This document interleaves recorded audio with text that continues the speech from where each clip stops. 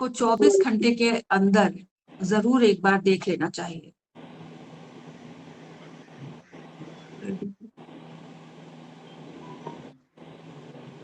क्योंकि ऐसा मनोवैज्ञानिकों का मानना है कि अगर 24 घंटे के अंदर हमने उसका रिवीजन नहीं किया तो वो पहाड़ की तरह कठिन हो जाता है वो विषय।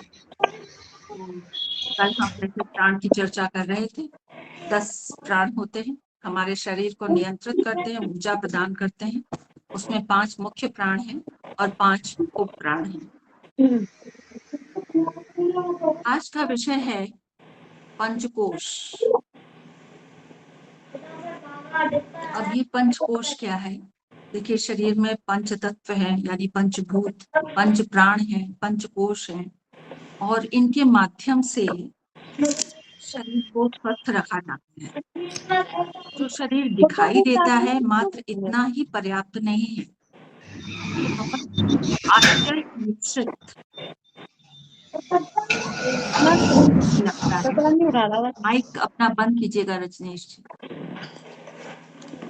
कि परमात्मा ने इस मानव शरीर को स्वस्थ रखने के लिए कितने तरीके से व्यवस्था की हुई है, भिन्न भिन्न प्रकार से।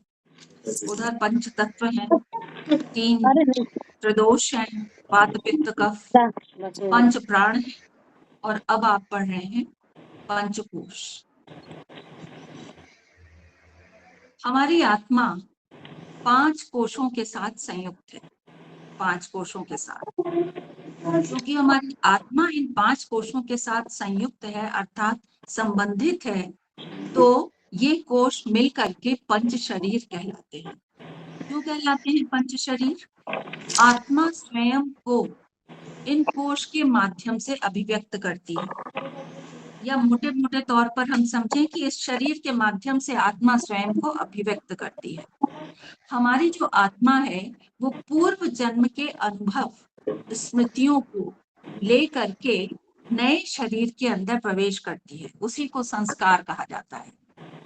तो उन संस्कारों को हम कैसे अभिव्यक्त करेंगे? किसी व्यक्ति का व्यक्तित्व कैसे उसको रिफ्लेक्ट करता है समाज में? इस शरीर के माध्यम से तो करता है। एक स्थूल शरीर है और एक सूक्ष्म शरीर है। स्थूल शरीर के माध्यम से ही हम भिन्न भिन्न प्रकार के व्यवहार इस संसार में करते हैं, उन्हें इंटरैक्शंस भी कह सकते हैं। यदि किसी कारण से मानसिक वृत्तियों का आकर्षण सांसारिकता की ओर हो जाए तो क्या होगा? हमारा जो ये शरीर है, हमारी वृत्तियां हैं, व्यवहार है, उनका डिग्रेडेशन हो जाएगा, उनका अवनयन हो जाएगा, उनका कार्डन नीचा हो जाएगा, पदच्युत हो जाएगी। हमारा अंतःकरण शुद्ध बना रहे, इसके लिए श्रीमद् भगवद गीता में भी भगवान कृष्ण स्वयं कह रहे हैं कि मनुष्य को चाहिए कि वो अपना आसन निश्चित करके और अपने चित्त और इंद्रियों को नियंत्रित रखते हुए या वश में रखते हुए अपने मन को एकाग्र करके अंतःकरण की शुद्धि के लिए योगाभ्यास करें। और ये बात बहुत महत्वपूर्ण है। हम ये समझते हैं 8-10 बीमारियों को हमने ठीक कर लिया तो हमने योगाभ्यास बहुत अच्छा कर लिया। ये तो बहुत छोटी सी बात है। अंतःकरण को शुद्ध करना, उसे निर्मल करना, ये कैसे संभव हो सकता है? किसी भी मेडिकल साइंस में ये व्यवस्था नहीं है कि वो टैबलेट खाई अंतःकरण शुद्ध हो गया। ये केवल और केवल प्राणायाम के माध्यम से ही होता है। इसीलिए भगवान स्वयं कह रहे हैं कि मानव को एक सिद्ध आसन में बैठ करके अपनी इंद्रियों को अपने वश में करके मन को एकाग्र करके अपना अंतःकरण शुद्ध करने के लिए योगाभ्यास करें। ऐसे योग करके जो हम योगाभ्यास नित्य प्रति आप लोग जो योग प्राणायाम कर रहे हैं, उसको करके हम अपने चित्त की वृत्तियों को निवृत्त करते हैं, यानी उनका डाइवर्जन कर देते हैं, अपने मन को एकाग्र करते हैं। आपने योग में अष्टांग योग का संदर्भ आया होगा, यम, नियम, आसन, प्राणायाम, प्रत्याहार, धारणा, ध्यान, समाधि। तो ये क्रमवार है। यम, नियम, आसन, ये हमारे स्थूल शरीर के अंग हैं। अभी आएगा इसका रेफरेंस। और प्राणायाम, प्रत्याहार, धारणा, ध्यान, समाधि, ये क्रम से हैं। तो ये सूक्ष्म शरीर के अंग हैं, सूक्ष्म शरीर से संबंधित हैं या आंतरिक शरीर से संबंधित हैं। प्राणायाम निष्ठापूर्वक, जितना प्राणायाम की प्रगाढ़ता होगी, जितनी प्राणायाम की गहराई होगी, जितना प्राणायाम के प्रति हम निष्ठ होंगे, निष्ठावान होंगे, तो उतना ही ज्यादा हमारा प्रत्याहार बढ़ेगा। और प्रत्याहार क्या है? इंद्रियों का निग्रह। अरे रजनीश जी, कंट्रोल ऑफ अपना माइक म्यूट कर लो भाई, समझ में नहीं आ रहा है, बहन जी की आवाज कम आ रही है।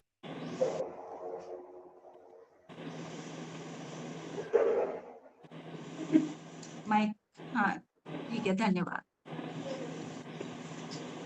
तो प्राणायाम की जितनी प्रगाढ़ता होगी, उतना ही हमारे इंद्रियों का नियंत्रण बढ़ेगा। प्राणायाम, प्रत्याहार, प्रत्याहार यानी इंद्रियों का नियंत्रण। जितना इंद्रियों का हमारा नियंत्रण या इंद्रियों को हम वश में कर पाएंगे, कंट्रोल में कर पाएंगे, उतनी ही हमारी धारणा बढ़ेगी। धारणा की गहराई जितनी अधिक होगी, उतना हमारा ध्यान प्रगाढ़ होगी। और ध्यान अगर हमारा परिशुद्ध है, बिल्कुल पूर्ण रूपेण वैराग्य के पथ पर आप करके हमने अपने आप को संसार से अलग करके और ये समझ लिया कि लक्ष्य हमारा क्या है, भगवत प्राप्ति है या भगवत शांति की प्राप्ति है या परम शांति की प्राप्ति है, उस मार्ग पर हम आरूढ़ हो गए हैं, तो फिर समाधि की स्थिति आ जाती है। वो हमारा लक्ष्य होता है, वही समाधि की स्थिति होती है। तो ये हमारी यात्रा है मानव की। ये यात्रा नहीं है, ये जीवन नहीं है कि हम बस प्रातःकाल उठे और अपने आप को, शरीर को संवारा, भोजन किया और उसके बाद फिर अपना कुछ कार्य किया जिससे हमको सैलरी मिलती है, जो ब्रेड बटर एजुकेशन जो हमने पढ़ी है, और उसके माध्यम से हम चंद रुपए कमाते हैं और फिर उसके बाद शाम हुई, सो गए और फिर सब अगले दिन वही क्रिया शुरू हो गई। तो ये तो पशु भी करते हैं। ये शाम न विद्या न तपो न दानम ज्ञानम न शीलम न गुणो ही धर्म ते मर्तिम लोके भुवि भार भूता मनुष्य रूपेण मृगाश्चरन्ति। मृग माने पशु। ये ऐसे लोग जो बस खाते पीते सोते हैं, ये मनुष्य के रूप में तो है लेकिन पशुवत जीवन बिता रहे हैं। हमारा मानवीय जीवन कब प्रारंभ होता है? जब हम योग प्राणायाम से, योग दर्शन से, अपने दर्शन से अंतर दर्शन की ओर बढ़ते हैं, तब हमारा मानवीय जीवन प्रारंभ होता है। और इस सब के लिए आप सब भाग्यशाली हैं कि आप सब योग प्राणायाम से जुड़ गए। तो हमारा विषय था कि हमारी आत्मा 5 कोशों के साथ संयुक्त है। इन 5 कोशों को पंच शरीर भी कहते हैं। इन पंच शरीर में जो पहला कोश है वो है अन्नमय कोश। पहला शरीर अन्नमय कोश। ये शरीर अन्न तथा भोजन से निर्मित है और पंच कोशों का ये पहला भाग है। इसके माध्यम से आत्मा स्वयं को अभिव्यक्त करती है। भौतिक स्थूल शरीर है ये। इस अन्नमय कोश को हम कैसे स्वस्थ बनाते हैं, कैसे पुष्ट करते हैं, इसके लिए यम, नियम और आसन, इन पर हमें ध्यान देना होगा। यम क्या है? यम 5 होते हैं। 5 यम कौन कौन से हैं? अहिंसा, सत्य, अस्तेय, अपरिग्रह और ब्रह्मचर्य। ये 5 यम हैं जिनका हमें अनुकरण करना होता है, जिनको हमें फॉलो करना होता है। जीवन ऐसे ही नहीं बिताना है, कुछ नियम सिद्धांतों का प्रतिपादन करते हुए, उनका अनुकरण करते हुए बिताना है। तब ये धर्म कहलाता है, तब ये मानव धर्म कहलाता है। तब हम अपने अस्तित्व को सत्यापित करते हैं कि हम मानव हैं। और ये यम है अहिंसा, सत्य, अस्तेय, ब्रह्मचर्य और अपरिग्रह। पहला यम है अहिंसा। अहिंसा भी फिर इसके 3 स्टैंडर्ड्स हो जाते हैं, 3 चरण हो जाते हैं। जैसे हिंसा, हिंसा का ना होना, आ माने नहीं। तो हिंसा के 3 चरण कैसे हो जाते हैं? एक तो ये कि हमने मानसिक रूप से किसी के प्रति हिंसात्मक विचार हम ले आए, कि उसका ऐसा अहित हो जाए और उसको ऐसा कर दिया जाए, उसकी अकल ठिकाने लग जाएगी, उसको ऐसे ठीक कर दिया जाएगा। तो ये मानसिक रूप से हिंसात्मक अपराध हो गया। दूसरा क्या है, हम किसी दूसरे व्यक्ति से कहें कि फला फला ऐसे हैं अमुक व्यक्ति, और उनको जाकर के आप इस तरह से उनके साथ दुर्व्यवहार करिए, उनका इतना अहित करिए और उनकी इतनी हानि करिए ताकि उनको अपने इस कृत्य का पनिशमेंट मिल जाए। और तीसरा क्या है कि हम स्वयं वहां पर उपस्थित हो जाएं और उस व्यक्ति के साथ, जिसके साथ शत्रुवत व्यवहार उसके साथ करने लगे, उसको चोट पहुंचाएं मानसिक रूप से, शारीरिक रूप से, और जो उसके पास है वो हम उससे छीन लें, यानी उसका हम अहित करें जाकर के। ये तीनों हिंसात्मक व्यवहार हैं। और कोई भी व्यवहार होने से पहले विचार आता है, हमें रहना कैसे चाहिए। गीता के 17वें अध्याय में अगर आप पढ़ेंगे 15वें श्लोक में, तो हमें मन से, वचन से और कर्म से, मनसा वाचा कर्मणा, मन से, वाणी से और कर्म यानी अपने व्यवहार के द्वारा बहुत ही अधिक सावधान रहने की आवश्यकता है। हम किसके साथ में कैसा विचार रख रहे हैं, क्या हम सब एक ही परमात्मा की संतान हैं। और देखिए, ये जो भी कुछ संसार में हो रहा है, ये इसका सूत्रधार वो है ऊपर, उसके आदेशानुसार, उसके दिशा निर्देशन में सब कुछ संभव हो रहा है। जैसे हमारे यहाँ हाई कोर्ट, सुप्रीम कोर्ट, इनका ये कानून है कि हमें कानून को अपने हाथ में नहीं लेना है। हम कंप्लेंट कर सकते हैं, अर्जी लगा सकते हैं, लेकिन जो सजा, जो पनिशमेंट न्यायालय की तरफ से मिलना चाहिए, वो हम तो नहीं देंगे ना किसी को। तो उसी तरह से उससे भी बड़ा एक न्यायालय ऊपर है, तो उसके भी वही नियम है, और उन्हीं को हम धर्म कहते हैं। धर्म द्विधातु से बना है, धारयति इति धर्म, जो धारण करने योग्य है, वो सिद्धांत, वो मूलभूत सिद्धांत, वो धर्म कहलाते हैं। धर्म केवल पूजा से ही मात्र जुड़ा हुआ नहीं है। धर्म एक संकीर्ण शब्दावली नहीं है। धर्म एक ब्रॉड टर्म है, व्यापक है। हम मनुष्य हैं तो हमारा मानव धर्म है, हम स्टूडेंट हैं तो हमारा छात्र धर्म है, हम माँ हैं तो हमारा मातृ धर्म है, मित्र हैं किसी के तो हमारा मित्र धर्म हो जाता है।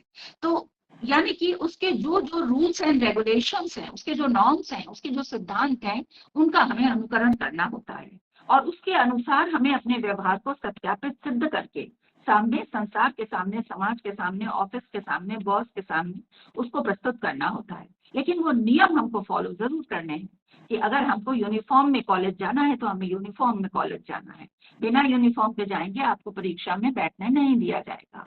इस तरह से नियमानुसार ढंग से, अनुशासन पूर्ण ढंग से हमें अपने धर्म को सत्यापित करना होता है।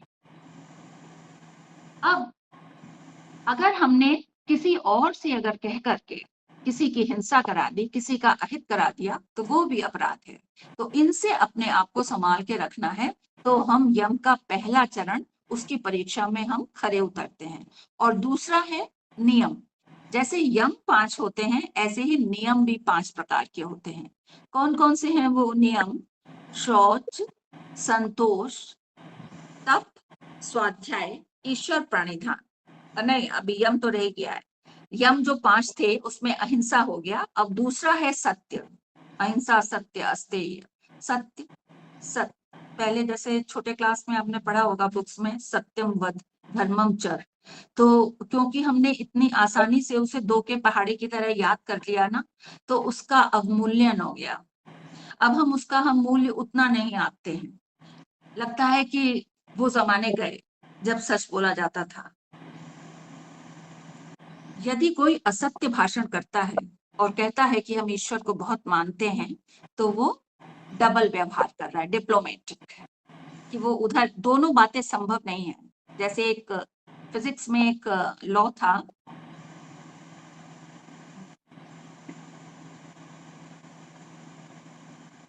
प्रिंसिपल इस तरह से था कि एक वस्तु चल रही है या एक वस्तु स्थित है, दोनों बातें, दोनों स्थितियां एक साथ संभव नहीं है। या तो हम कह सकते हैं कि वो ऑब्जेक्ट जो है वो मूवमेंट में है, वो गति कर रहा है, या हम कह सकते हैं कि वो स्थिर है, वो गति नहीं कर रहा है। उसी तरह से कोई व्यक्ति अपने आप को हम सब एक मुखौटा लगा करके चलते हैं। उधर तो हम बहुत अपने आप को धार्मिक कहते हैं और दूसरी तरफ हम सत्य का अनुकरण नहीं करते। जहां अभी हम गुरुद्वारे के भीतर हैं, मंदिर में हैं, कथा सुन रहे हैं, किसी विद्वान का संभाषण सुन रहे हैं, तो हम खुद भी इस बात का अनुमोदन कर रहे हैं कि हाँ, सत्य बोलना चाहिए। लेकिन जैसे ही हम वहां से बाहर निकलते हैं तो हम असत्य का आचरण करने लगते हैं, क्योंकि हमें लगता है कि इस समय जो टेम्परेरी अभी की वर्तमान जो स्थिति है उसको हम संभाल लेंगे अगर हम असत्य भाषण कर लेंगे।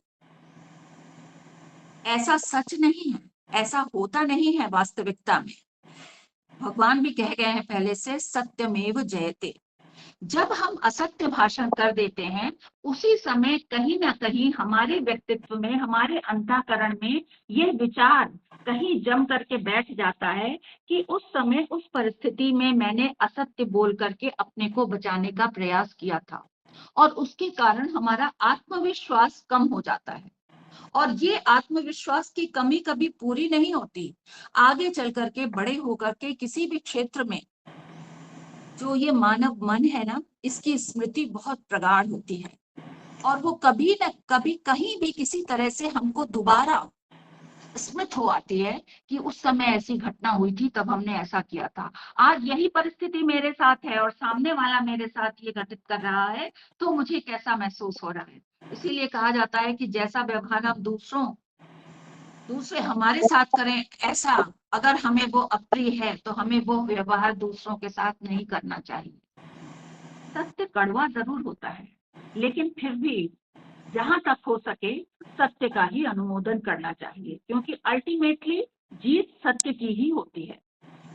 सत्य को जो अनुमोदन करेगा, सत्य भाषण करेगा, सत्य के मार्ग पर चलेगा, वो बहुत त्यागी, वो अलग ही तरह के व्यक्ति होते हैं और वो सही मायने में ईश्वर को मानने वाले होते हैं।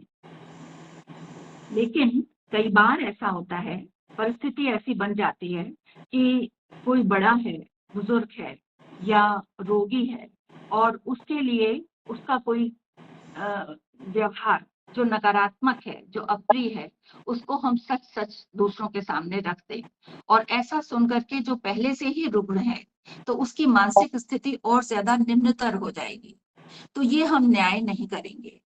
और ऐसे में अगर उस सिचुएशन को संभालने के लिए हम उस बात को गोल कर देते हैं, या मनुष्य के अंदर ये बहुत कौशल्य होता है कि वो बात को डाइवर्ट करके या विषय वस्तु को ही बदल दे, और इस तरह से हम असत्य भाषण से बच सकते हैं। तो जहां तक हो सके सत्य का ही अनुकरण करना चाहिए। किसे? ये सब बातें किसकी हो रही हैं? जो योगी है, जो योगाभ्यास करता है। अगर आप असत्य बोलते हैं तो आप योगी नहीं हैं। अगर आप हिंसात्मक व्यवहार करते हैं तो आप योगी नहीं हैं। तो अहिंसा के पथ पर चलना है। अहिंसा परम धर्म है, अहिंसा परमो धर्म, और सत्य भाषण करना है। तीसरा है अस्तेय। स्तेय का अर्थ होता है चोरी करना, और आ माने नहीं, यानी चोरी नहीं करना। आजकल अब जैसे आप हैं एक पढ़े लिखे, आपका बैकग्राउंड है, आपने शिक्षा प्राप्त करी है और आप किसी संभ्रांत बैकग्राउंड से आते हैं, तो किसी के दूसरे का सामान चुरा लेना ये तो संभव ही नहीं होता है। जो ही बहुत ही ज्यादा गलत आचरण वाले, जिनका बचपन इस तरह से बीता हो, जो एक मनोवैज्ञानिक के लिए शोध का बहुत अच्छा विषय हो सकता है, वो लोग तो चोरी करते हैं।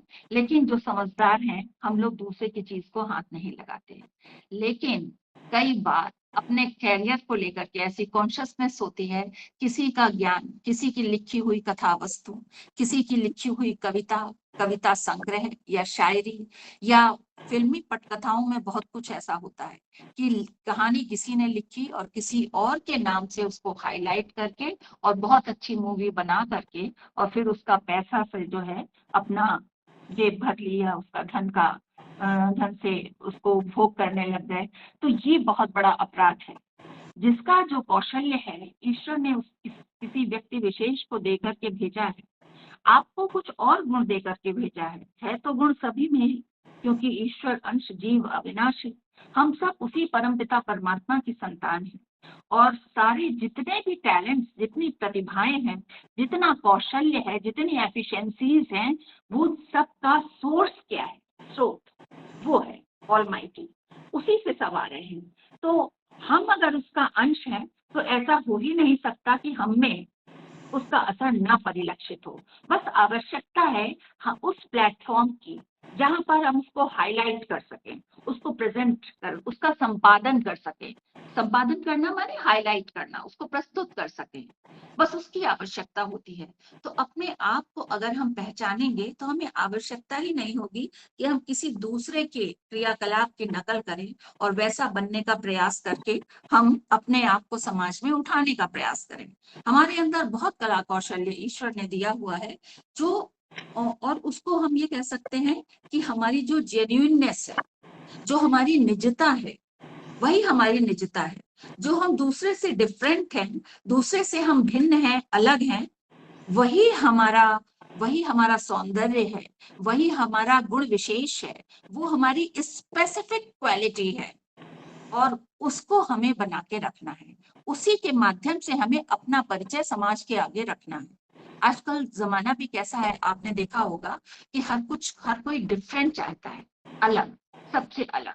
तो जब कोई डिफरेंट होता है, कोई सिंगर भी हो और जैसे कैलाश खेर की आवाज एकदम आ गई, तो जो डिफरेंट आवाज लेकर के आता है उसको सब एकदम एक्सेप्ट करते हैं। जैसे कि संसद में सोनिया गांधी आई, शुरू में तो बड़ी इनकी पूछ हो गई थी, बाद में खैर जो भी हुआ हो, राजनीति का विषय है। तो जो डिफरेंट होता है उसको तुरंत जो मानव समुदाय है वो स्वीकार करने लगता है और उसको उसकी प्रशंसा करता है। तो क्या आवश्यकता है कि हम किसी दूसरे की प्रतिभा को चोरी करके ऐसा परीक्षा कक्ष में तो विद्यार्थी अक्सर ही करते हैं, किसी का ले लिया, चुरा लिया और आंसर पूछ लिया और अपनी कॉपी में लिख लिया, ये भी चोरी है। तो लेकिन ऐसे भी बच्चे होते हैं, ऐसे भी स्टूडेंट्स होते हैं कि कितना भी उसको मौका मिले लेकिन वो बराबर वाले से किसी से पूछने की का अपराध नहीं करता। और ऐसे ही बच्चे बड़े होकर के फिर आगे जाकर के एक नया कीर्तिमान स्थापित करते हैं। उनका व्यक्तित्व तो कुछ अलग ही तरह का होता है। तो अपने आप को संभाल करके, ये भी इंद्रिय निग्रह का ही विषय है। तो जो योग प्राणायाम करेगा, जिसने अपनी इंद्रियों को नियंत्रित कर लिया है, जिसके अंदर ऐसी अभिलाषा ही नहीं है कि संसार में ये चीज अच्छी है, अमुक वस्तु अच्छी है तो ये मुझे मिल जाए बाय हुक्स और बाय क्रुक्स, किसी भी तरह से ये मुझे मिल जाए, तो ऐसी उनकी अभिलाषा नहीं होती है और वो फिर बहुत सक्सेसफुल होते हैं। नहीं सक्सेसफुल, अब जो भी प्लेटफॉर्म जो भी है, सर्टिफिकेट जो भी है, जजेस जो भी हैं, लेकिन उसकी एक अपनी पहचान होती है। वो अपने आप में अकेला हो करके भी, कहते हैं अकेले में मेला, मेले में अकेला, वो फिर भी एक अपनी अलग पहचान रखता है, कि अपनी एक अलग साख रखता है। तो ऐसा हमें बनना है, हमें अपने आप को पहचानना। हम किसी से कम नहीं। जरा सा किसी हमारे डीएम एसडीएम से हमारी अगर जान पहचान हो जाती है तो हम बड़े चौड़े होके चलते हैं। अपनी गाड़ियों पे बीजेपी और एसपी ये सब लिखा लिखा करके हम इधर से उधर फर्राटे भरते हैं। और फिर सोचिए कि जब हम उसके प्रतिनिधि हैं, उस ईश्वर के प्रतिनिधि हैं जिसने ये सारे ब्रह्मांड, करोड़ों ब्रह्मांड की रचना की हुई है, तो हमारा क्या रुतबा होना चाहिए, तो हमारा क्या रौला होना चाहिए। तो हम किसी से, हमारा अपना नाम है, हमारी अपनी एक पहचान है। ईश्वर ने हमको एक स्थान दिया है इतनी बड़ी दुनिया में, तो हम बहुत कुछ कर सकते हैं। और ये आत्मविश्वास बने रहना चाहिए, इसका अवमूल्यन नहीं होना चाहिए। इसकी रक्षा कौन करेगा? हम करेंगे, हम करेंगे, हमें ही इसको संभाल करके रखना है। अहिंसा, सत्य, अस्तेय, और इसके बाद होता है ब्रह्मचर्य। ब्रह्मचर्य, ब्रह्मचर्य में जब ये विषय आता है तो लोग अक्सर इसका अभिप्राय लगा लेते हैं कि जो ऑपोजिट सेक्स है उसके साथ हमारी फिजिकल रिलेशनशिप होना, ये ब्रह्मचर्य का अपराध हो जाता है, जो इलीगल कॉन्टैक्ट हम बनाते हैं।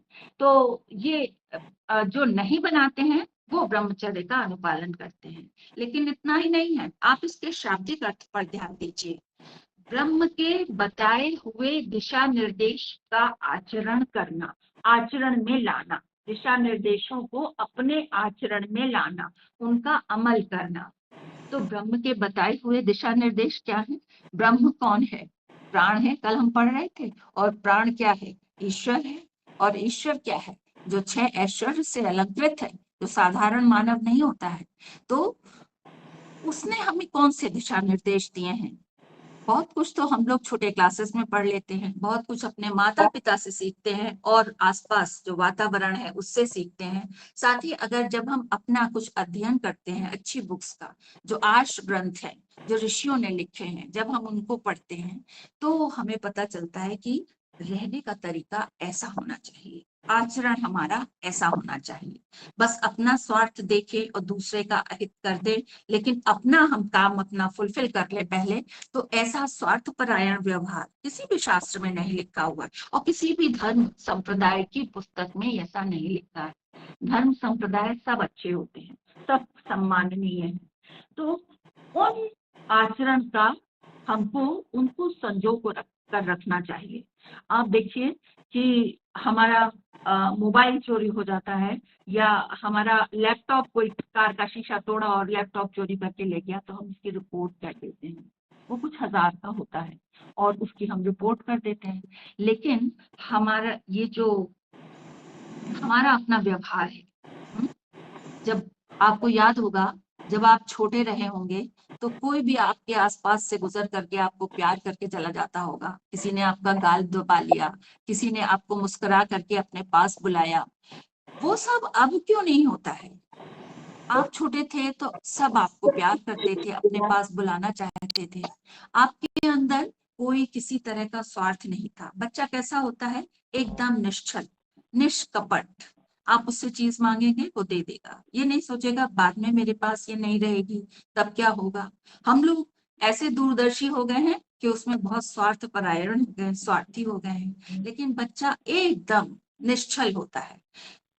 बहुत सी हमारी जो कोमलता है, हमारी जो सत्य बोलने का, स्कूल कॉलेजेस में कोई चीज खो जाती है ना और नहीं मिल रही है, तो टीचर क्या करता है, क्लासरूम में स्टूडेंट्स के फेसेस को पहचानता है और देख लेता है आंखों से कि किसकी आंखें बता रही हैं कि उसको पता है और इससे मैं पूछ लूं। और जब टीचर उससे पूछता है तो वो सच सच बताता है कि हाँ ये मोबाइल लाए थे और इनके पास ये है, इन्होंने इसकी कॉपी ये चुराई है।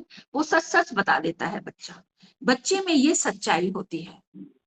वो ये नहीं सोचता है फिर कि वो मेरे से फ्रेंडशिप तोड़ देगा, मुझे उसका नहीं कहना चाहिए, टीचर गुस्सा करेगा। लेकिन वो कोमलता, वो सहानुभूति, वो उदारता, वो सब हमारी कहीं ना कहीं खो गई है। जैसे जैसे हम बड़े होते जाते हैं ये सब हमारे व्यक्तित्व में कम होता चला जाता है। लेकिन उसकी हमने कभी रिपोर्ट लिखाई? कभी रिपोर्ट नहीं लिखाई। अफसोस कभी उसके लिए किया? नहीं किया। हम बाहर से हमने दूसरे को कैसे मूर्ख बना रखा है, उसके लिए हम बड़े अलर्ट, बड़े सचेत रहते हैं। हमारा ये मकान, हमारा ये वाहन, हमारा ये रुतबा, ये पोस्ट हमारी, और ये हमारा लैपटॉप और इतने हजार का हमारा मोबाइल, ऐसा चश्मा, इसके लिए बहुत अलर्ट रहते हैं। तो ये ब्रह्म का अनुपालन करना नहीं है, ये ब्रह्म के बताए हुए दिशा निर्देश का अनुकरण करना नहीं है। तो अपने उन मौलिक गुणों को, कोमलता को, सहानुभूति को, निश्चल प्रेम, व्यवहार, स्नेह, करुणा, मैत्री, मुदिता, उन सब को हम अगर संभाल कर रखें तो कहते हैं कि हर मानव के भीतर, चाहे वो कितना बड़ा हो जाए, कहते नहीं है, वास्तविकता है, एक बच्चा जरूर छिपा रहता है। उसके अंदर भोलापन होता है, वो चाहता है कि मुझे भी कोई प्यार करे, मुझे छोटा समझे और उस तरह से मेरा दुलार करे, मेरा ख्याल रखे। हर कोई चाहता है। तो उन अपने गुणों को हमें संभाल के रखना है। तो हम ब्रह्मचर्य का अनुपालन करते हैं। कौन करता है? योगी, जो योगाभ्यास करता है। ये सब हमारे स्केल्स हैं, पैरामीटर्स, जिन्हें हमें फॉलो करना है। मात्र एक अनुलोम विलोम करने लग गए तो हम योग कर रहे हैं, ये नहीं होता है। हम दूसरे को तो हम धोखा दे देंगे लेकिन अपने आप को नहीं दे पाएंगे। तो हमारे अंदर ये जो मैं है, उसके आगे हमारी निगाहें नीची ना हो जाए, इस बात का हमें सदैव ध्यान रखना है। फिर है पांचवा, अपरिग्रह। परिग्रह माने संचित करना, एकत्रित करना। अ माने नहीं, यानी कि आवश्यकता से अधिक धन या वस्तु का संचय करना अपराध है, ऐसा नहीं करना चाहिए। पर अब ये सब बहुत अधिक बढ़ गया है, बड़ा मुश्किल हो गया है। हमें लगता है ऐसा कि शायद 15-20 साल पहले इसका अनुकरण करना बहुत आसान था और अब बहुत मुश्किल हो गया है, क्योंकि फोन अपने हाथ में है। वो क्या क्या नहीं दिखा देता है, बहुत प्रलोभन देता है। बाजार जाइए, मॉल में आप चले जाएंगे, आपके पास सब कुछ है, आप जानते हैं, लेकिन फिर भी उस चीज को, किसी भी वस्तु विशेष को इतने आकर्षक ढंग से प्रस्तुत किया जाता है मॉल में जाकर कि हाँ ये भी ले लेते हैं, ये भी ले लेते हैं, बाद में काम आएगी, फिर कहाँ चक्कर लगता है, आज आए हैं तो ले लेते हैं। और इस तरह से करके हम अनावश्यक रूप से भी अपनी वस्तुओं की संख्या बढ़ाते चले जाते हैं। ऐसा एक संत थे डोंगरे जी, तो वो कहते थे कथा में कि जो हमारी आवश्यकताएं हैं उसके अनुरूप परमात्मा ने हमें पर्याप्त दे रखा है, कुछ हमें जरूरत नहीं है, लेकिन जब उससे अधिक की पिपासा मानव के मन में होती है और उसके लिए वो प्रयास करता है, तब रुकावटें बहुत अधिक बढ़ जाती हैं, तब उसकी समस्याओं का सिलसिला प्रारंभ हो जाता है।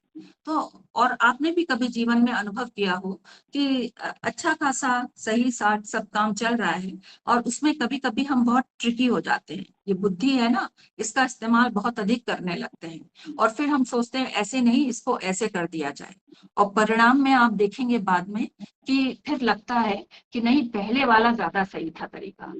तो जो जैसा है वैसा ही स्वीकार करके उसी में हम शांति का मार्ग सुनिश्चित करें, और जिस तरह से हमें व्यवहार करना चाहिए अपनी सामर्थ्य के अनुसार अच्छा से अच्छा उत्तम श्रेष्ठ व्यवहार प्रस्तुत करके हम संसार में वर्तन करने का प्रयास करें, तो ये जीवन बहुत ही तेजोमय बना सकते हैं। कौन? योगी, वही योगी होगा। तो ये 5 यम हैं जिनका हमें अनुकरण करना चाहिए: अहिंसा, सत्य, अस्तेय, ब्रह्मचर्य और अपरिग्रह। इसी तरह से 5 नियम हैं। 5 नियम क्या हैं? उनको हमें फॉलो करना चाहिए। नियम तो साथ साथ साफ साफ शब्द समझ में आता है कि नियम वही होता है जिसे हम फॉलो करें, और जो समझदार होते हैं वो बिना जाने भी उन नियमों पर चल रहे होते हैं। एक कहावत है इंग्लिश में, rules are for the fools, कि जो मूर्ख होते हैं उनके लिए रूल्स होते हैं, जो सही अपने रास्ते पर चल रहा है उसे रूल्स की जरूरत ही नहीं है, उसका जीवन ही, उसका रहने का तरीका, काम करने का तरीका ही नियमों अनुसार होता है। तो वो क्या है 5 नियम? शौच, संतोष, तप, स्वाध्याय और ईश्वर प्रणिधान। और इसमें पहला है शौच। शौच शब्द शुचि से बन, आपने शुचि सुना होगा, है ना, लड़कियों का नाम होता है ये। शुचि का अर्थ होता है पवित्रता, पवित्र बुद्धि, पवित्रता यानी परिष्कृत बुद्धि, और इसका संबंध स्वच्छता से है। देखिए, जो चीज साफ दिखाई दे रही है वो पवित्र भी हो ये आवश्यक नहीं है, लेकिन जो वस्तु पवित्र है वो स्वच्छ होगी ही। जैसे अभी कोरोना टाइम में सैनिटाइजर से हम लोग हाथ साफ कर रहे थे, हाथ साफ तो नहीं होता था, उसमें अल्कोहल तो रह ही जाता था ना हथेली में, उसी से हम भोजन ग्रहण कर लेते थे, लेकिन सैनिटाइजर का उपयोग करते थे। तो स्वच्छता और पवित्रता में अंतर हो जाता है। फिर ये तो खैर बाह्य शरीर के, स्थूल शरीर की स्वच्छता की बात है, उसको स्वच्छ रखने का प्रयास करना चाहिए, चाहे वस्त्र हो वो हम स्वच्छ धारण करें, और अपने शरीर को भी स्नान आदि के द्वारा स्वच्छ रखने का प्रयास करना चाहिए। लेकिन स्वच्छता और कहाँ जो शुद्धि है वो कहाँ आवश्यक है? देखिए, शरीर की शुद्धि तो जल से हो जाती है, और उसके अलावा हमारे मन की शुद्धि वो किससे होगी? मन का प्रक्षालन किससे होगा? सत्य के आचरण से। तो वहां जो हमने यम में पढ़ा, सत्य के लिए सत्यम वद, तो सत्य के आचरण से हमारा मन शुद्ध होता है, मन पवित्र होता है। जो विद्या हम ग्रहण करते हैं और जो हम तप करते हैं, उस विद्या और तप के द्वारा हमारी आत्मा की शुद्धि होती है, हमारी आत्मा की शुद्धि, यानी कि फिर अंतःकरण की बात आ जाती है। और ज्ञान के द्वारा हमारी बुद्धि, कैसा ज्ञान? सद्ज्ञान, सत्य का ज्ञान, यानी कि ईश्वर का ज्ञान, या ईश्वर या प्रकृति का ज्ञान। ये जो जैसा है वैसा, प्रकृति वही तो होती है, जैसा है वैसा ही। अगर उसमें मैनिपुलेशन हो गया तो वो आर्टिफिशियल हो गया, वो कृत्रिम हो गया। तो इस तरह से अपने आप के, अपने जीवन में स्वच्छता को समाविष्ट किया जाना चाहिए। फिर है संतोष। संतोष, आपने कबीरदास जी का दोहा पढ़ा है, गोधन गज धन बाज धन और रतन धन खान, जब आवे संतोष धन सब धन धूरि समान। और ये बहुत आसान सा है, जो चीज 6th 7th में पढ़ी थी वो आखिर तक बिल्कुल जो सच है वो सच हमेशा हमेशा युवा रहता है। सत्य सत्य कभी बूढ़ा नहीं होता, कभी पुराना नहीं होता, कभी भी उसमें कोई स्पॉटलेस होता है। संतोष का धन अर्थात जो प्राप्य है वही पर्याप्त है, जो हमारे पास है उसमें संतुष्ट रहना चाहिए, कि यही बिल्कुल सही है। कभी कभी अगर आप जो हमारी सोसाइटी का लोअर मिडिल सेक्शन होता है, वहां के उनके बच्चों को देखिएगा, तो वो बच्चे, उनके अंदर संतोष कैसा होना चाहिए वो आपको दिखाई देगा। उनकी आंखों में कहीं भी प्रश्न, प्रसन्नता, कौतूहल और दुख, इसकी अभिव्यक्ति शून्य हो चुकी होती है। ना वो कभी प्रसन्न होते हैं बहुत, ना कोई उत्सुकता होती है, जो मिल गया तो ठीक है, नहीं मिला तो नहीं ठीक, कोई बात नहीं। लेकिन अगर वो सत्य का आचरण कर रहे हैं तो वो बच्चा अपनी पढ़ाई में, अपने कामों में बहुत सही, उस तरह से काफी अच्छा निकलने का प्रयास करता है। इसी तरह से संतोष के साथ हमें जीवन बिताना चाहिए। हमारा बैकग्राउंड वो नहीं है कि हम किस माता पिता के घर में पैदा हुए हैं। ये जो शरीर है ना, जिसे पुरुष कहा जाता है, ये पुर का अर्थ होता है नगर। एक स्त्री के शरीर को भी पुरुष कहा जा सकता है, वो नगर जिसके अंदर आत्मा निवास करती है। बस यही हमारा अपना है। और जो कौशल्य इन हाथों में, हमारे सेंस ऑर्गन्स में और हमारे कर्मेंद्रियों में जो ईश्वर ने हमको प्रदान किया हुआ है, जो शिक्षा के द्वारा या अपने बाल्यकाल से हमने ग्रहण किया है, वो हमारा धन है। और उसके माध्यम से हमको स्वयं का पोषण करना है। कैसे? कि जितने भी हमारे अंदर विकार हैं उनको दूर करना है। वो कैसे दूर होंगे? प्राणायाम के द्वारा। और फिर उन टैलेंट से, उन प्रतिभाओं से, उन अपनी कुशलता से हमें इस समाज का पोषण करना है। हम किसके लिए आए हैं संसार में? अपने लिए नहीं। हर मनुष्य के ऊपर कुछ ऋण होते हैं, ऋण, कर्ज, उधार। 5 ऋण कहे गए हैं। तो उसमें मातृ ऋण, पितृ ऋण, गुरु ऋण, ये तो होते ही है ना। पितृ ऋण पूर्वजों का ऋण, और जो ईश्वरीय ऋण जो होता है, देव ऋण, जो हम ऑक्सीजन लेते हैं सांस लेने के लिए, पीने के लिए जल लेते हैं अपने क्रियाकलाप को करने के लिए, और प्रकृति से कितनी ही वस्तुएं हम अपने खाने के लिए, भोजन के लिए, औषधि के रूप में लेते हैं। तो उसके बदले में हम दे क्या रहे हैं? कुछ नहीं। तो उसका ऋण होता है ना, तो उसको हमें अदा करना है। तो इसीलिए ये विधान रखा गया है हमारे शास्त्रों में कि हर मनुष्य को अपने दिन के 2 घंटे अवश्य मानव सेवा के लिए या प्रकृति की सेवा के लिए निस्वार्थ भाव से देने चाहिए। निस्वार्थ भाव से मतलब बिना शुल्क लिए। और इसीलिए स्वामी जी ने बहुत कुछ प्रारंभ किया, गौशाला, वृद्धाश्रम, ये। फिर उसके बाद अंततः वो इस पर आए कि सर्वश्रेष्ठ पुरुषार्थ प्राणायाम है, योग करो और योग कराओ, और इस पर निकल करके आए। तो इस तरह से हम दूसरे की सेवा भी करते हैं, अपने टैलेंट्स को भी और अधिक निखार सकते हैं, दूसरे से भी हमें बहुत कुछ सीखने को मिलता है। और इस रास्ते पर चलते हुए जो मानवोचित नियम है उसका हम भली भांति अनुकरण कर पाते हैं। तो हो गया शौच, संतोष, और तीसरा है तप। तप के साथ जीवन व्यतीत करना। अगर आप गीता का वो अध्याय पढ़ेंगे ना, अध्याय 12, जो भक्ति योग का है, तो शीतोष्ण दुख, गर्मी में, सर्दी में, चाहे कैसी भी स्थिति है, उसमें सम रहना, अनुकूलता में, प्रतिकूलता में, इसको कहते हैं द्वंद्व। जो जैसे कि जीवन मरण, जीवन मृत्यु, अनुकूलता प्रतिकूलता, 2 है ना, इन 2 के बीच में हम परेशान रहते हैं। और इन 2 के बीच में जो परेशानी है उसमें सम रहना, साम्यावस्था की स्थिति में रहना, कि कोई चीज मिली बहुत ज्यादा खुश हो गए, और कोई चीज हमारे पास से चली गई तो बहुत ज्यादा दुखी हो गए। क्या वो हमारी थी जो हमारे पास से चली गई? कुछ भी हमारा नहीं है। जब आखिरी समय जाने का आएगा तो सबको खाली अकेले ही जाना है ना। कहाँ कफन में जेब होती है? ऐसे ही तो सब चले जाते हैं। तब तब हमें समझ में आएगा कि कितने हम टेंशन्स लिए रहा करते थे जब इस संसार में थे, और कुछ आवश्यकता ही नहीं है। तो ऐसा प्रयास करना चाहिए। एक ये भी कहा जाता है कि द्वंद्वम सहनो तपः, थोड़ा सा तप, थोड़ा सा कष्ट सहने की आदत सी बना लेनी चाहिए। और कोई भी समस्या होती है ना, जब वो निरंतर लगातार चलती रहती है, तो फिर वो व्यवधान नहीं उत्पन्न करती है, उसका हम अभ्यस्त हो जाते हैं, और फिर अपने आप स्वतः हमें पता ही नहीं चलता कि कब वो समस्या दूर हो गई। तो उसको बहुत बड़ा कहते हैं, उसको तुम बहुत ज्यादा तूल दे रहे हो और मुद्दे पर आओ, तो हम अपना मुद्दा तो भूल जाते हैं कि हमारा लक्ष्य कहाँ है, वो तो हम भूल जाते हैं, और उस छोटी सी समस्या को लेकर के हम परेशान रहते हैं, व्यथित रहते हैं। तो तब सहने का स्वभाव होना चाहिए। स्वभाव माने अपना भाव, यानी एक आदत सी बना लेनी चाहिए। थोड़ी छोटी छोटी बातों में परेशान हो जाना, तो हम योगी नहीं हैं। तो नियम हुए ये शौच, संतोष, तप, और फिर आता है स्वाध्याय।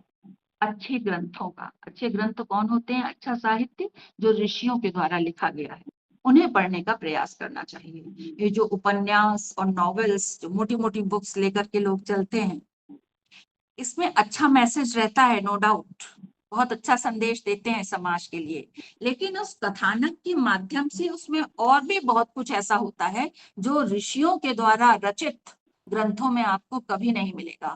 जैसे आप एक मूवी देखिए, उसमें मैसेज बहुत अच्छा है, समाज को संदेश दिया जा रहा है, लेकिन कहीं ना कहीं ग्लैमर और वल्गैरिटी ये हमारे चरित्र का अवमूल्यन कर देता है। वो हमारे मस्तिष्क में एक अपनी गहरी छाप छोड़ के चला जाता है। तो अगर आपने ऋषियों के ग्रंथ को नहीं पढ़ा, आर्ष ग्रंथ नहीं पढ़े, तो आपको अधिकार क्या है कि आप जाकर के किसी दूसरे राइटर्स की बुक्स ऐसे लेकर के लाइब्रेरी से या वहां से बुक स्टॉल से जाकर के खरीदें और उसमें अपना बहुमूल्य समय जाया करते रहें। पहले आप उसको तो पढ़ के देखिए, पहले आप अपने भारत का तो अन्वेषण करिए, तब जाकर के आप विदेशों में जाकर के घूमिए।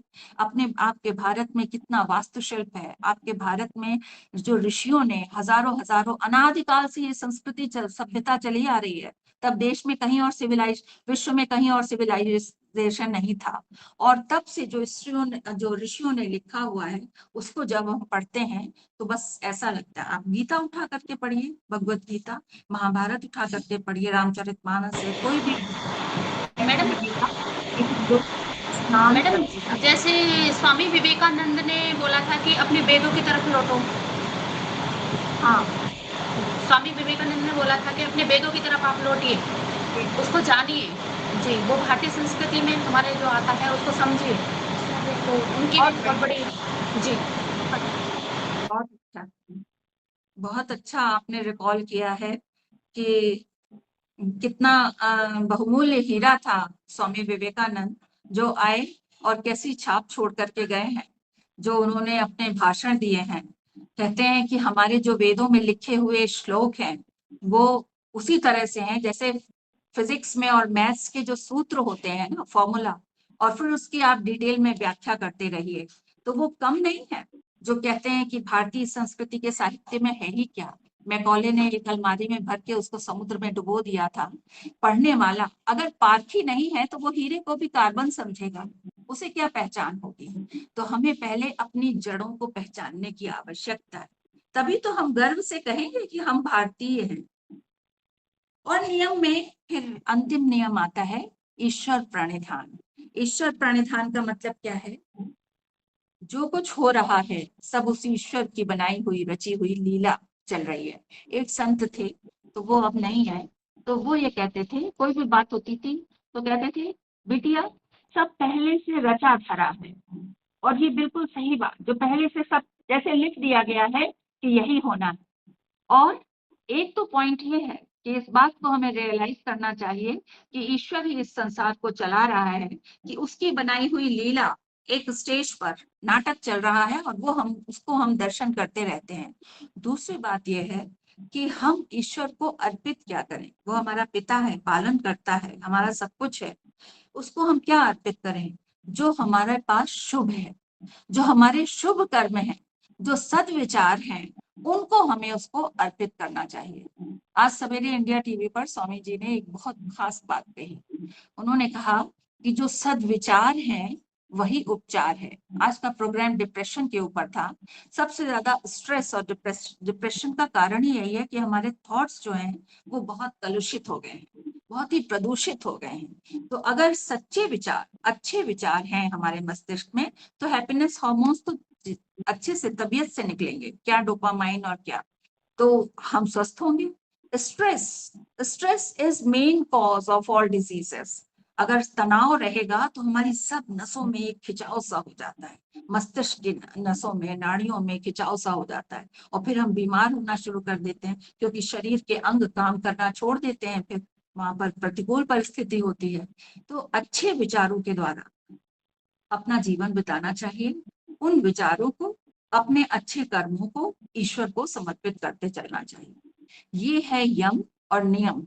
ये पार्ट हमें भी बहुत पसंद है, और जिसको हम बिल्कुल साधारण रूप से हम लोग नजरअंदाज करते हैं, लेकिन इसीलिए हम इसमें ज्यादा समय ले लेते हैं। और इसके बाद तीसरा आता है पॉइंट, अन्नमय कोश को स्वस्थ करने का आसन।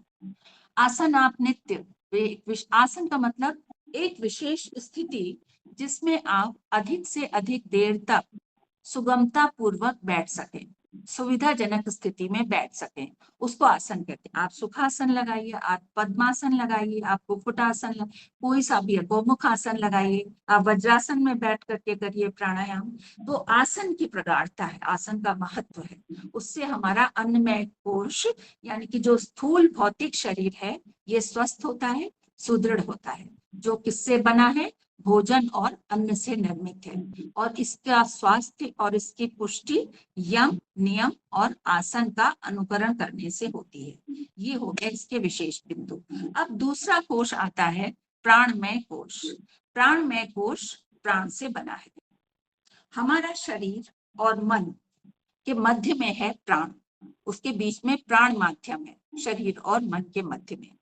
हमारा जितना भी हमारे शरीर के द्वारा ज्ञान कर्म का संपादन होता है, वो सब इन प्राणों के द्वारा होता है। हमारे शरीर में कुल 10 प्रकार के प्राण हैं जो ज्ञान कर्म का संपादन करते हैं। इस सेंटेंस का क्या मतलब हुआ? मतलब कि ज्ञान से संबंधित जो विचार हैं हमारे, और उन विचारों से प्रभावित होकर के जो कर्म हैं, जिनको हम प्रस्तुत करते हैं, संसार के प्लेटफॉर्म पर प्रेजेंट करते हैं, लेके आते हैं, करते हैं, व्यवहार करते हैं, इंटरैक्शन करते हैं, उसी को कहते हैं संपादन करना। तो ये ज्ञान कर्म का संपादन इन प्राणों के माध्यम से होता है। कुल 10 प्रकार के होते हैं। प्राण, अपान, उदान, समान और व्यान, ये 5 मुख्य प्राण हैं। और देवदत्त, नाग, कृकल, कूर्म, धनंजय, ये 5 उप प्राण हैं। प्राण हमारे शरीर में क्या करते हैं? जो हम भोजन ग्रहण करते हैं, उस भोजन का पूर्णतया परिपाक करना, उसको पचाना, उसको पचाने का काम हमारे शरीर में ये सब प्राण करते हैं। जैसे समान नामक प्राण है, तो समान तो डाइजेस्टिव सिस्टम को ही कंट्रोल करता है।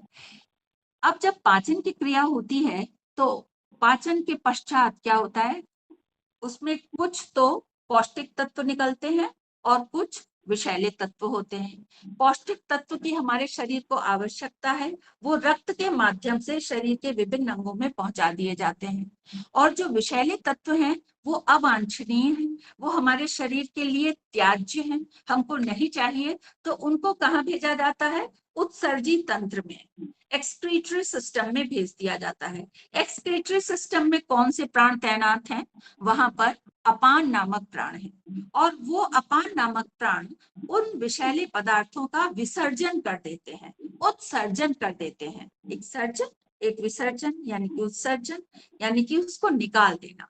तो और इस तरह से हम अपने शरीर को स्वस्थ रखते हैं। और इतना ही नहीं, संसार के जो भोग हैं, ऐश्वर्य हैं, उनका उपभोग भी हम इन प्राणों के माध्यम से करते हैं। जैसे हमारी कोई बहुत बड़ी पोस्ट है, हमने बहुत अच्छी एजुकेशन प्राप्त करी, कंपटीशन क्वालिफाई किया, हमने अपनी ट्रेनिंग कंप्लीट की, फिर हमने एक बढ़िया सी पोस्ट ले ली, और उसके अगेंस्ट हमारे पास पावर्स हैं, हमारे पास अधिकार हैं, बहुत सारे ऑर्डरीज हैं, उनको हम ऑर्डर दे सकते हैं, बहुत सारे डिपार्टमेंट्स हैं हमारे अंडर में, और उनके माध्यम से हम अपने उस संस्थान की, अपने राज्य की, अपने देश की हम काया पलट कर देते हैं, जहां एकदम उसको व्यवस्थित कर देते हैं। तो ये हम किसके माध्यम से करते हैं? उन प्राण के माध्यम से।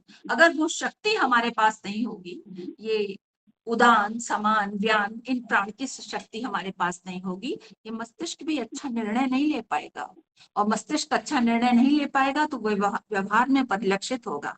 आजकल कितने IAS IPS ऑफिसर्स हैं और वो थोड़े थोड़े से रुपयों के लिए अपने आप को बेच देते हैं, उस समय उनकी बुद्धि कहाँ चली जाती है। तो बुद्धि भी परिष्कृत होनी चाहिए, विवेकशील होना चाहिए, सही और गलत की हमें पहचान होनी चाहिए। अब मैडम आजकल में कैसा है मैडम, हाँ जैसे कि मतलब बताते हैं कि दो मन है, एक मतलब हमारा अच्छा काम करने के लिए, या जैसे मतलब एक चोरी करने के लिए जा रहा है तो एक मन हमें रोकता है कि नहीं आप ये मत करो, ये आपके लिए अच्छा नहीं है, और दूसरा मन ये कह रहा है कि नहीं कर लो, ये अच्छा है आपके लिए, स्वास्थ्य के लिए अच्छा है। तो ये मतलब जो अच्छा मन है वो हमारे ईश्वर के रूप में है, हमारे अंदर जो विद्यमान है, और जो बुरा कार्य करने के लिए हमें प्रेरित कर रहा है वो बुरा मन मतलब अच्छी आत्मा वो नहीं है। इस तरीके का कुछ बात होती है मैडम? हाँ जी। हाँ, ये एक दार्शनिक भाषा के रूप में कहा गया है कि हमारे दो मन होते हैं। वास्तविकता यह है कि जो हमारी चित्त की वृत्तियां होती है ना, वो त्रिगुणात्मक होती हैं, सत्वगुणी, रजोगुणी और तामसिक, तीन गुणमयी त्रिगुणमयी होती हैं वृत्तियां। इसमें सर्वश्रेष्ठ होती है सत्वगुणी, प्रकाशशील होते हैं चित्त की वृत्तियां, और दूसरे नंबर पे आती है रजोगुणी, उसमें कार्यशील होती है, कुछ ये कार्य करना है वो कार्य करना है। तमोगुणी जो है उसमें तामसिकता है, प्रमाद है, दूसरे का अहित है। तो वो वृत्तियां अगर उनका हम डाइवर्जन कर दें तो वही वृत्तियां हमारे काम में जो रुकावट बनती हैं वही कहीं जाकर के साधक का कार्य कर हमको एक सपोर्टिंग फोर्स लगा देती हैं, और हम अपने लक्ष्य को प्राप्त करने में सफल हो जाते हैं। और मन तो एक ही है, वो दार्शनिक भाव में कह दिया गया है, जो एक अलंकारिक भाषा होती है ना, और ये समझाने का बहुत अच्छा तरीका है। और हमेशा ये है, वो जिसको कहा जाता है दो मन है, वो हमारा मन का विवेक होता है, बुद्धि का विवेक होता है। और विवेक क्या होता है, ये सही है ये गलत है, एनालिसिस, विश्लेषण, हमारी बुद्धि उसका विश्लेषण करती है, ये सही है और ये गलत है। लेकिन सांसारिक आकर्षण में हमारी मानसिक वृत्तियां पंगु हो जाती हैं और हम गलत का चयन करते हैं। जैसे कि मतलब आत्मा तो एक ही है मैडम, आत्मा एक है, लेकिन वो दूसरा जो है जो मतलब हमें सोचने को मजबूर कर रहा है वो हमारा विवेक है। विवेक सही रास्ते पे ले जाता है, विवेक सही रास्ते पे ले जाता है। जिसने विवेक का प्रयोग नहीं किया, इसका मतलब उसकी तार्किक बुद्धि नहीं है, तार्किक बुद्धि नहीं है, वो तमोगुणी वृत्ति है, उसकी तामसिकता है उसके अंदर, कि दूसरे का चाहे अहित हो जाए उसने अपना शौक पूरा कर लिया, वो तामसिकता होती है। तो ये हो गया प्राणमय कोश। अच्छा, और कल भी ये बात हुई थी कि अपने प्राणों को और प्राणमय कोश को हम कैसे स्वस्थ बना सकते हैं, प्राणायाम के द्वारा इनको हम स्वस्थ करते हैं। अब तीसरा कोश आता है मनोमय कोश। मनोमय कोश ये हमारे सूक्ष्म शरीर का पहला क्रिया प्रधान भाग है। जो अन्नमय कोश था वो तो स्थूल शरीर था, ये जो मनोमय कोश है ये सूक्ष्म शरीर का पहला क्रिया प्रधान भाग है, और इसके अंतर्गत अंतःकरण चतुष्टय आते हैं। यहीं पर आपने जो अभी बात उठाई थी वही यहाँ निकल करके आएगी। अंतःकरण चतुष्टय क्या है, चार भाग होते हैं अंतःकरण के, मन, बुद्धि, चित्त, अहंकार। ये जो हमारा चित्त है ये मन, बुद्धि और अहंकार का समन्वय है। हम इस कोश की शुद्धि के लिए, हमारे इस कोश को अगर मनोमय कोश को हम शुद्ध करना चाहें, पुष्ट करना चाहें, तो उसके लिए क्या आवश्यकता होती है, ज्ञान और ध्यान की आवश्यकता होती है। कैसा ज्ञान, सद्ज्ञान, परिष्कृत ज्ञान, उसकी आवश्यकता होती है। क्या होता है, हमारी 5 कर्मेंद्रियां हैं। उन कर्मेंद्रियों के द्वारा, अपने हाथ पैरों के द्वारा हम इस जगत में, बाह्य जगत में जाकर व्यवहार करते हैं। हम जो व्यवहार करते हैं, जो क्रियाकलाप करते हैं, उसका जो परिणाम सामने निकल करके आता है, उससे हमारे एक थॉट प्रोसेस का निर्माण होता है, एक हमारी विचार शैली, भाव भंगिमा बन जाती है, और उस विचार के अनुरूप उससे हमारा मतलब मन प्रभावित हो गया, उससे वैसी हमारी बुद्धि हो गई, उस तरह का अहंकार हमारे अंदर हो गया, यानी चित्त का निर्माण हो गया। चित्त की वृत्तियां जो हैं वो सात्विक भी हो सकती हैं, राजसी भी, तामसिक भी। अगर हमने, हमारी कर्मेंद्रियों ने इस तरह का व्यवहार किया था जाकर के कि हम दूसरे का चाहे क्या हो रहा है, अहित हो रहा है, इसको हमने नजरअंदाज किया और अपना स्वार्थ देखते हुए उस कर्म को करके उसमें सफलता प्राप्त करके आ गए, तो ये कैसा हुआ? स्वार्थ परायण। ये तो तामसिक वृत्ति हो गई ना, ये तो सात्विक नहीं हुई, राजसी है, कार्यशील है, कार्य किया है आपने, लेकिन आपने दूसरे के हित का ध्यान नहीं रखा, इसलिए इसको तमोगुणी वृत्ति का, जिसमें हम दूसरे का अहित कर देते हैं, वो तामसिकता है। तम क्या है? अंधेरा है। तम तो अंधेरा है ना, अंधेरा, जहां ज्ञान ना हो वहां अंधेरा है। हमें ज्ञान नहीं रहा, हमें ये ध्यान नहीं रहा, हमें भान नहीं रहा कि हम इसमें उसका अहित कर रहे हैं। लोग कह देते ना, अरे ये तो हमें ध्यान ही नहीं रहा।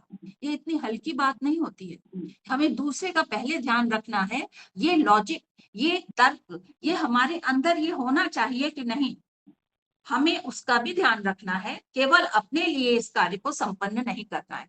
तो जैसा हमारा कार्य हमारी कर्मेंद्रियां करती हैं, वैसी हमारी विचार भाव भंगिमा बन जाती है। लेकिन अगर सात्विक भाव से हम कार्य करते हैं, किसी का हित करते हैं, परहित करते हैं, कहते हैं परहित सरित धर्म नहीं भाई, दूसरे का अच्छा करने के भाव से हम संसार में वर्तन करते हैं, तो जो हमारी चित्त की वृत्तियों का निर्माण होता है वो सात्विक होती है, वो सात्विक वृत्ति। और वो कैसी होती है? प्रकाशशील। 5 तरह की वृत्तियां हैं चित्त की, और उसमें सारा व्यवहार समाहित हो जाता है।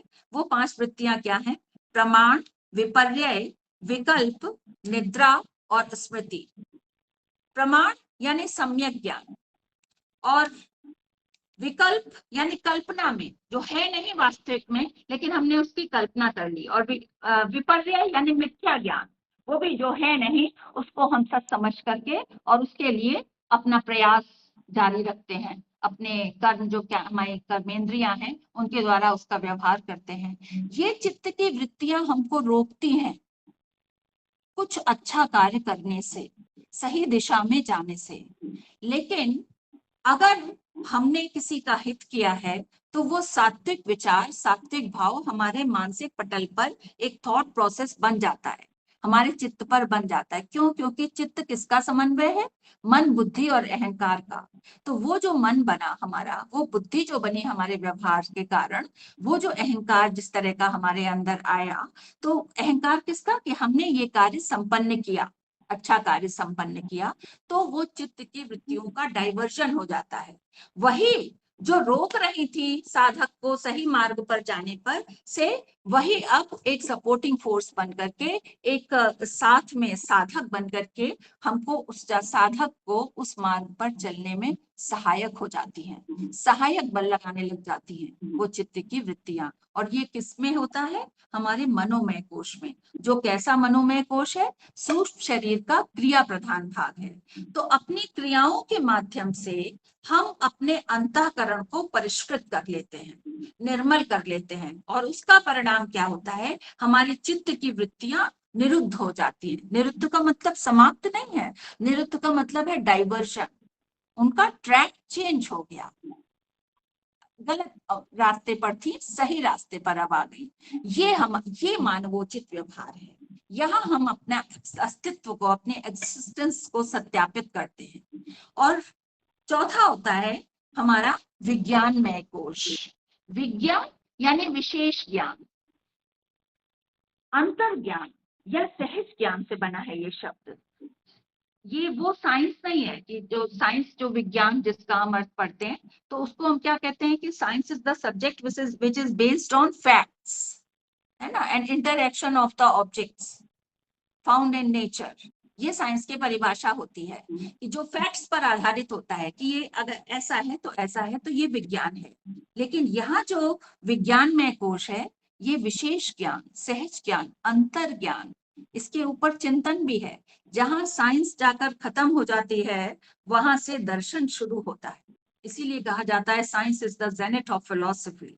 जब उस पर चिंतन किया जाता है, दार्शनिक चिंतन किया जाता है, तब जो धारणा बनती है वो अंतर ज्ञान है, वो विशेष ज्ञान है, और तब विज्ञानमय कोश जागृत होता है। विज्ञानमय कोश सूक्ष्म शरीर का दूसरा ज्ञान प्रधान भाग है, क्योंकि यहाँ ज्ञान जागृत हो गया ना, ये ज्ञान प्रधान भाग है। और इसके मुख्य तत्व होते हैं ज्ञान युक्त बुद्धि और ज्ञानेंद्रियां, जितने हमारे सेंस ऑर्गन्स हैं, आंख, नाक, कान, मस्तिष्क, त्वचा, स्वादेंद्रिय, तो ये सब, ये इसके मुख्य तत्व हैं। और सबसे पहले ज्ञान युक्त बुद्धि। जब मनुष्य सोच समझकर व्यवहार करता है, जब उसको ये समझ में आने लग जाता है कि ये मिथ्या जगत है, जहां मैं अपनी एक साख बनाने का प्रयास करता हूँ, ये कुछ नहीं, इसकी जड़ें बहुत खोखली हैं, तो वो जब सोच समझ करके आचार विचार व्यवहार करता है, असत्य, भ्रम, मोह, मद, मत्सर्य, इन सब से अपने आप को संभाल करके, बचा करके, पूर्ण रूपेण, पूरे तरह से अपने आप को अलग करके व्यवहार करता है, तो निरंतर इस तरह का अभ्यास करने से उसकी समाधि की स्थिति की ओर जाने लगता है, और तब उसकी ऋतंभरा प्रज्ञा जागृत हो जाती है। यानी कहना चाहिए कि पहले ऋतंभरा प्रज्ञा जागृत होगी, फिर वो समाधि की ओर अग्रसर होगा। ऋतंभरा प्रज्ञा क्या होती है? वो प्रज्ञा, प्रज्ञा माने बुद्धि, वो बुद्धि जो सत्य का चिंतन करती है, जो सत्य का अनुकूलन करती है, जो सत्य का अन्वेषण करती है। ऋत का अर्थ होता है सत्य, ऋतांश सत्य का अंश, ऋतंभरा प्रज्ञा, वो सत्य का अन्वेषण करने वाली, यानी कि सत्य के मार्ग पर वो साधक चला आया।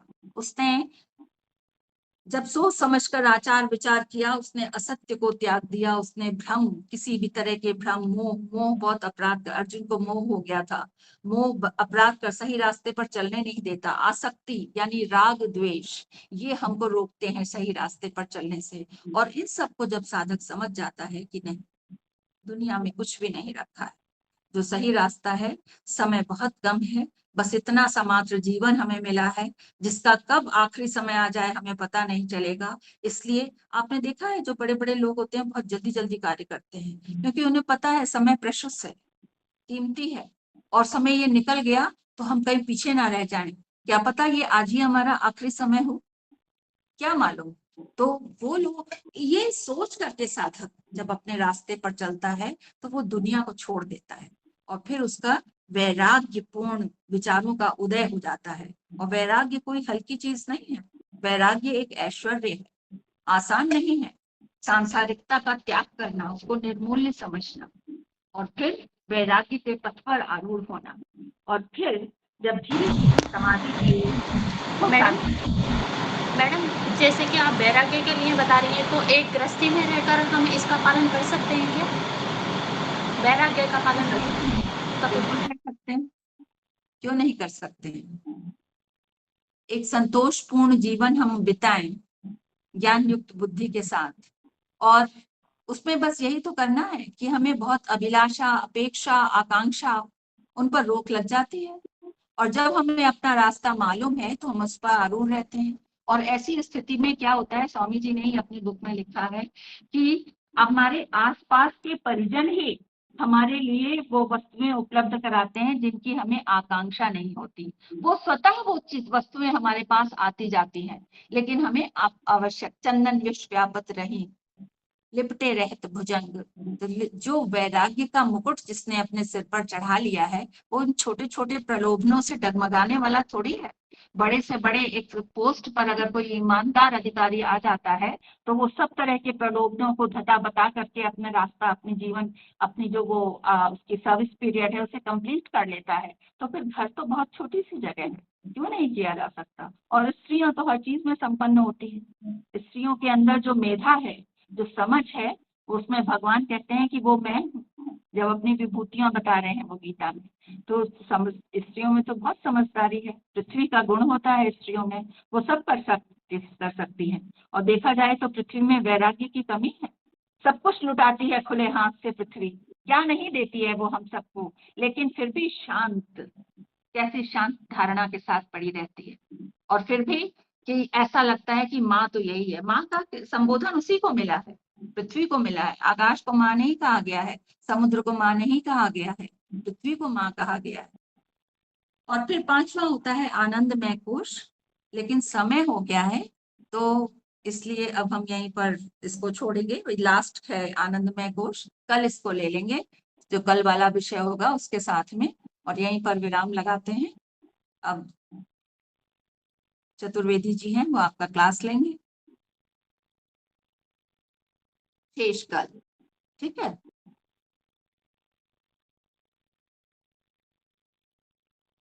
आदरणीय ओम जी। ओम। आदरणीय बहन जी को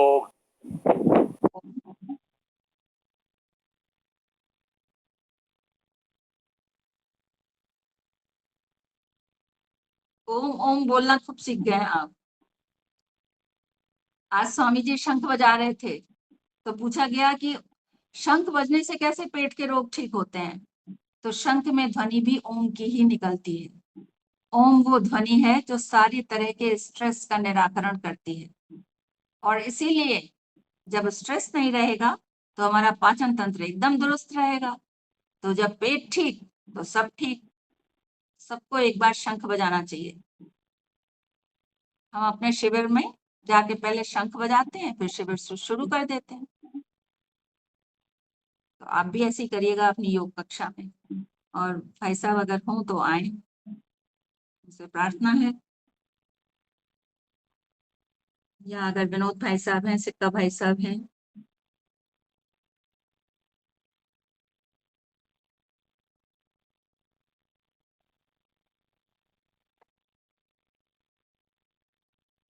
आप लोगों को ऐसे ऑनलाइन ट्रेनिंग कैंप में देखते हैं तो ऐसा लगता है कि ये पृथ्वी हमारी कभी अच्छे लोगों से खाली नहीं होगी, चाहे कितना मोबाइल का प्रहार हो और कितना भी पाश्चात्य सभ्यता का अनुकरण फैलता चला जाए, लेकिन जो सद्विचार से अलंकृत व्यक्तित्व हैं वो सदैव हमारी वसुंधरा देती रहेगी।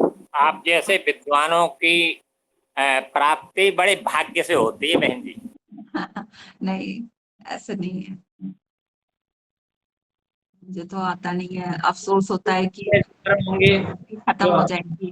तो हमें ज्ञान प्राप्त हो रहे हैं, कुछ ना कुछ ऐसे पूर्व जन्म के हमारे कर्म है जो प्राप्त बने हुए हैं, और आज आगे हम वो सब चीजें फलित हो रही हैं। इसमें कोई संदेह नहीं है। मैम हम सब मुझे पर्सनली इन चीजों जुड़े में रहे होंगे, महाभारत में साथ रहे होंगे। मैम अगर समय मिले तो आपने जो 6 ऐश्वर्य बताए कि ईश्वर वो 6 ऐश्वर्य से भी परे है, हाँ। उसके विषय में थोड़ा कभी बताइएगा मैम। 6 ऐश्वर्य, 6 ऐश्वर्य है। एक तो ऐश्वर्य है, जैसे 5 प्राण होते हैं तो एक प्राण ही है, तो ऐसे जो 6 ऐश्वर्य हैं उसमें एक तो ऐश्वर्य है। और यश, कीर्ति, वैराग्य, यश, कीर्ति, वैराग्य और धी है। धी माने बुद्धि। ऐश्वर्य, यश, कीर्ति, वैराग्य और धी। इसमें एक दो शब्द इधर उधर चेंज हो जाते हैं, लेकिन उनका अर्थ वही रहता है। देखिए, जहाँ ऐश्वर्य हो, कीर्ति हो, वहां वैराग्य हो, ये संभव नहीं है।